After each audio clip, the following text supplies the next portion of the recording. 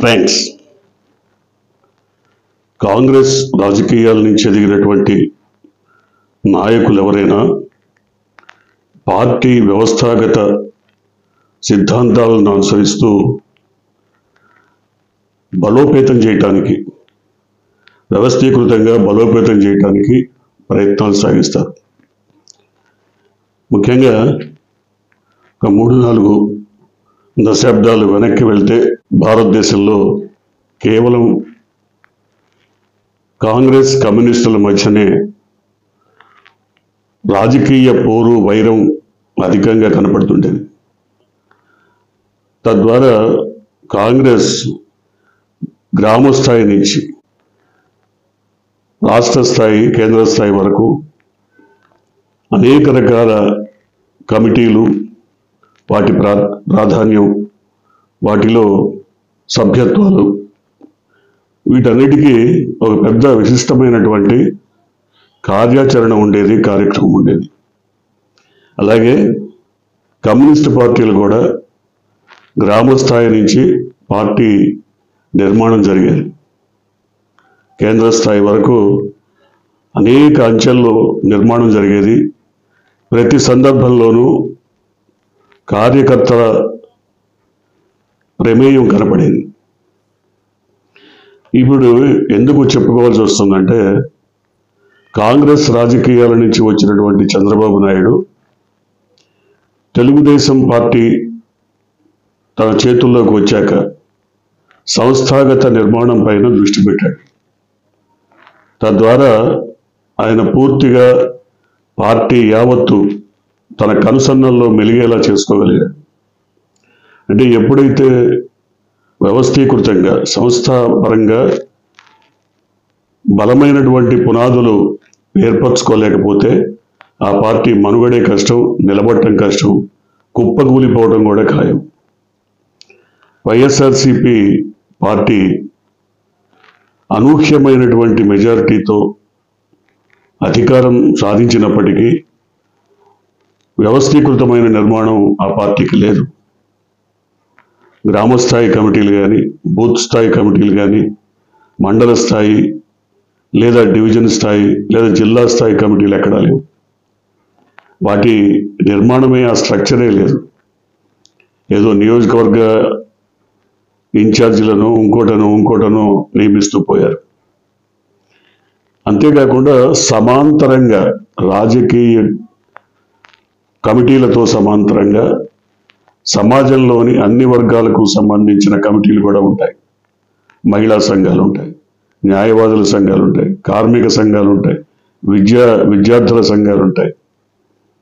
అనేక రకాల వృత్తులు, వ్యాపారాలకు సంబంధించినటువంటి సంఘాలను ఏర్పాటు చేయటం ద్వారా ఏంటి ప్రయోజనం మనం అనొచ్చు. ప్రయోజనం ఒకటే. ఏదైనా ఒక ఇష్యూ వచ్చినప్పుడు, ఒక సమస్య వచ్చినప్పుడు ప్రజల్లోకి వెళ్ళడానికి వీళ్ళంతా సహకరిస్తారు. ఈ కమిటీలన్నీ పూనుకుంటాయి. వాళ్ళకి ఎవరు ఒడ్డు పెట్టి చెప్పాల్సిన పని లేదు. మనం పార్టీ నిర్మాణంలో భాగస్వాములమై ఉన్నాం కాబట్టి మనం ముందుకు నడిపించాలి అనే ఒక తాపత్రయం వాళ్ళల్లో, ఒక నివిడీకృతమైనటువంటి ఉత్సాహం పెళ్ళుబుకుతుంది. కానీ ఆ రకమైన పరిస్థితి వైసీపీలో లేదు. ఇప్పుడు చూస్తున్నాం, 175 మందికి జగన్మోహన్ రెడ్డి టికెట్లు ఇచ్చాడు. కనీసం 17 మందైనా పట్టుమని ఎప్పుడైనా ఒక ప్రెస్ మీట్ పెట్టడం కానీ, ఒక ఇష్యూ మీద గొంతుప్పి మాట్లాడటం కానీ, అసలు వాళ్ళ ఉనికే లేదు. వాళ్ళు ఎవరన్నా అసలు ఉన్నారో, పోయినారో, ఏమైనారో కూడా తెలియదు. అదే తెలుగుదేశం కానీ, మరో పార్టీలో కానీ ఏ సమస్య వచ్చినా ప్రతి ఒక్కళ్ళు స్పందిస్తారు, అందరూ గొంతు విప్పుతారు, పులోమంటూ మీద పడిపోతారు. మరి వైసీపీలో ఏమైంది? వైసీపీలో ఈ రకమైన పరిస్థితి ఎందుకు లోపించింది? వైసీపీలో కూడా ఉన్నారు కదా జనమంతా, లక్షలాది మంది అభిమానులు ఉన్నారు, కోట్లాది మంది కార్యకర్తలు ఉన్నారు. మరి వీళ్ళంతా ఏమైపోయారు? అంటే సంస్థాగతమైనటువంటి పునాది లేకపోవడం, వాళ్ళకు బాధ్యతలు లేవు, పార్టీలో వాళ్ళకి విలువ కూడా లేకుండా పోయింది. అందువల్ల ఇదంతా జరిగింది. సరే, ఇప్పుడు పిఎస్సి పొలిటికల్ అడ్వైజరీ కమిటీ లాంటిది ఏదో పెట్టారు. దాని ద్వారా పార్టీ నిర్మాణం ఒక క్రమ పద్ధతిలో సాగించాలని ఏదో అనుకుంటున్నారు, బాగానే ఉంది. కానీ పిఎస్సి ఏర్పాటులో కూడా సరైనటువంటి పంథ అనుసరించలేదు అని చాలామంది నిపుణులు విఘ్నులు చెప్తున్నారు. ఎందుకంటే ఒక్కసారి రాజశేఖర రెడ్డి పిఎస్సీలు అంటే ఆయన పిఎస్సి అని పేరు పెట్టకపోయినా ఆయనకు కొంతమంది సలహాలు ఇచ్చే ఓ సలహా మండలి ఉండేది. వాళ్ళు తెర వెనుక ఉంటారా, తెర ముందు ఉంటారా, ఎక్కడుంటారు, ఏం చేస్తారో తెలియదు. ఆయనకి ఏ చిన్న సమస్య వచ్చినా వాళ్ళు ఆ సమస్యను తమదిగా భావించి భుజాన మోసి పరిష్కారానికి మార్గాలు వెతికేవాళ్ళు. ఇలాంటి వాళ్ళందరినీ సమన్వయపరచడానికి కేవీపీ లాంటి వాళ్ళు ఎవరో పూనుకునేవాళ్ళు. సో ఆ రకమైన ఒక స్ట్రక్చర్, ఒక నిర్మాణం అంటూ లేకపోతే పార్టీ కుక్కలు చింపిన విస్తృతం అయిపోతుంది. ఇప్పుడు పిఎస్సిని గురించి కూడా పొలిటికల్ అడ్వైజరీ కమిటీలో కూడా ఎవరు ఉండాలి? మనకి భజన చేసేవాళ్ళు, భజన పరులు, భక్తి పరులు కానే కాదు.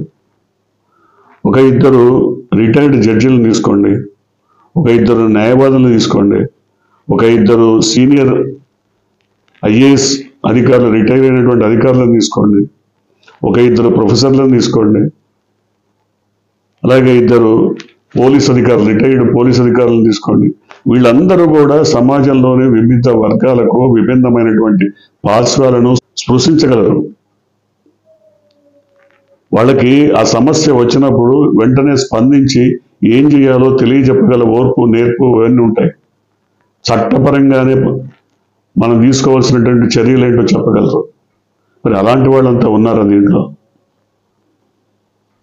ఇద్దరు సీనియర్ జర్నలిస్టులు అంటే వాళ్ళు కూడా మన పత్రికలోనో మన టీవీ ఛానల్లోనో పనిచేసేవాళ్ళు కాదు, లేదా మనకి భక్తి పనులు కాదు.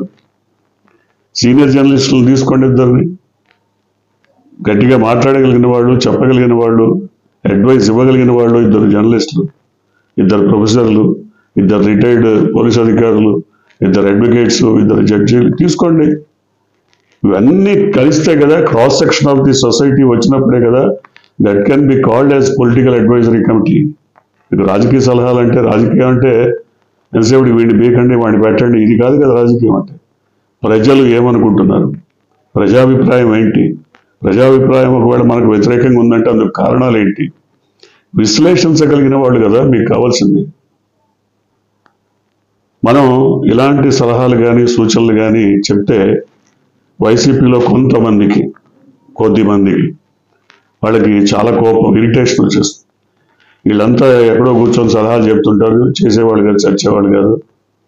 సలహాలు చెప్పడం తేలిక, మరి దాన్ని ఆచరణలోనే అమలు చేయడం చాలా కష్టం అని భావించి మాట్లాడుతున్న వాళ్ళు కూడా ఉన్నారు. చాలామంది ఈ రకమైన మాటలు కూడా మాట్లాడతారు. కానీ నిజానికి రాజశేఖర రెడ్డి ఉదాహరణకు ఎంజీవీకే భాను, అతను ఎక్కడో అస్సాం కేడర్లో పనిచేసే ఐఏఎస్ ఆఫీసర్. అతన్ని ఎందుకు తీసుకొచ్చుకున్నాడు రాజశేఖర రెడ్డి? అతను తన కిచెన్ క్యాబినెట్లో ఉన్నాడు. క్యాబినెట్ అంటే మంత్రివర్గం కాదు. అతను రాజకీయ సలహాలు కూడా ఇచ్చేవారు ఐఏఎస్ ఆఫీసర్ అయినప్పటికీ. జన్నతి హుస్సేన్ ఎందుకు ఏరికోరి తెచ్చుకున్నాడు వీళ్ళందరినీ? చాలామంది అధికారులు కానీ, లేదా ఆయనకి సన్నిహితులు కానీ, లేదా ఆయనకు సూచనలు సలహాలు ఇచ్చేవాళ్ళు కానీ బయటికి తెలియకపోయినా, వాళ్ళు ఎవరో ఏంటో వాళ్ళ ఉనికి తెలియకపోయినా సమయానికి స్పందించే నేచర్ ఉన్న వాళ్ళు ఆయన చుట్టూ ఉన్నారు. ఒక ఇష్యూ వచ్చింది, ఆ ఇష్యూని ఎట్లా సాల్వ్ చేయాలి, ఇమ్మీడియట్గా దాన్ని టిట్ ఫర్ టాట్ ఎట్లా రిటాలియేషన్ ఉండాలి దానికి, ఇది చెప్పగలిగిన వాళ్ళే కదా కావాల్సింది. ఇప్పుడు అట్లాంటి లోపం వైసీపీలో కనపడుతుంది. మీరు cross section of the society నుంచి ఇట్లాంటి వాళ్ళందరినీ, నిష్ణాతులందరినీ కనుక మరి పొలిటికల్ అడ్వైజరీ కమిటీలో పిఎస్సిలో కనుక పెట్టుకోకపోతే మీకు భజన పరులు మాత్రమే, మీ చుట్టూ భజన చేసేవాళ్ళు మాత్రమే మళ్ళీ అక్కడ కూడా తయారవుతారు. అక్కడ కూడా వాళ్ళు ఏం చెప్తారు, ఓహో సార్ కరెక్టే సార్.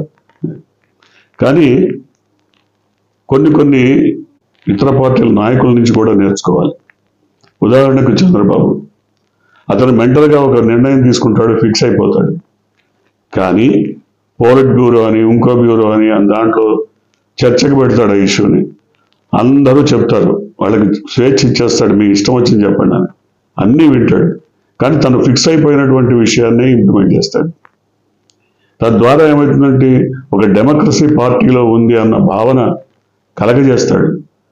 ఆయన అమలు చేయడు, కలగజేస్తాడు.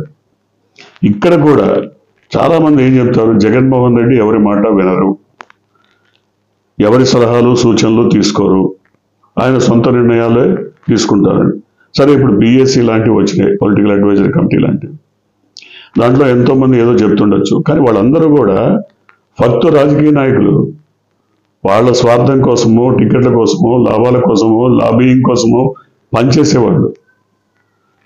నేను చెప్పిన వాళ్ళంతా కూడా ఒక 2 రిటైర్డ్ IAS అధికారులు, రిటైర్డ్ ప్రొఫెసర్లు, రిటైర్డ్ పోలీస్ అధికారులు, అట్లాగే 2 సీనియర్ జర్నలిస్టులు, రకరకాలు 2 డాక్టర్స్, 2 సీనియర్ అడ్వకేట్స్, వీళ్ళందరూ కూడా మీకు భజన చేసేవాళ్ళు అయి ఉండకూడదు.